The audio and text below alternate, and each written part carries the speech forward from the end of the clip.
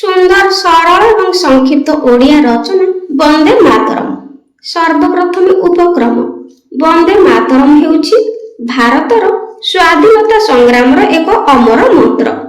2026 ବର୍ଷରେ ଏହି ମହାନ ଜାତୀୟ ସଙ୍ଗୀତ ରଚନାର 150 ବର୍ଷ ପୂର୍ତ୍ତି ପାଳନ କରାଯାଉଥିବାରୁ ଏହା ଚଳିତ ବର୍ଷ ପାଇଁ ଏକ ଅତ୍ୟନ୍ତ ଗୁରୁତ୍ୱପୂର୍ଣ୍ଣ ବିଷୟ। ଦେଶର ସ୍ୱାଧୀନତା ପାଇଁ ପ୍ରାଣବଳି ଦେଇଥିବା ସ୍ୱାଧୀନତା ସଂଗ୍ରାମୀମାନଙ୍କ ପାଇଁ ଏହା ଥିଲା ସାହସ ଓ ପ୍ରେରଣାର ଉତ୍ସ। ବନ୍ଦେ ମାତରମ୍‌ର ଇତିହାସ। ଏହି ଅମର ଶବ୍ଦର ରଚୟିତା ହେଉଛନ୍ତି ବିଶିଷ୍ଟ ସାହିତ୍ୟିକ ବଙ୍କିମ ଚନ୍ଦ୍ର ଚଟ୍ଟୋପାଧ୍ୟାୟ। ସେ 1875 ମସିହାରେ ଏହାକୁ ରଚନା କରିଥିଲେ। ପରବର୍ତ୍ତୀ ସମୟରେ 1882 ମସିହାରେ ତାଙ୍କର ପ୍ରସିଦ୍ଧ ଉପନ୍ୟାସ ଆନନ୍ଦ ମଠରେ ଏହା ସ୍ଥାନ ପାଇଥିଲା।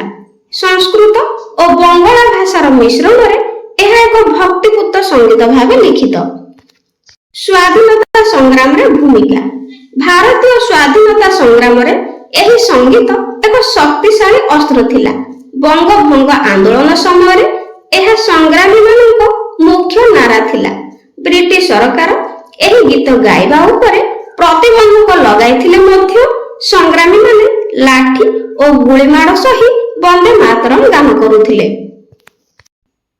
ସାମ୍ପ୍ରତିକ ପ୍ରାସଙ୍ଗିକତା 2026।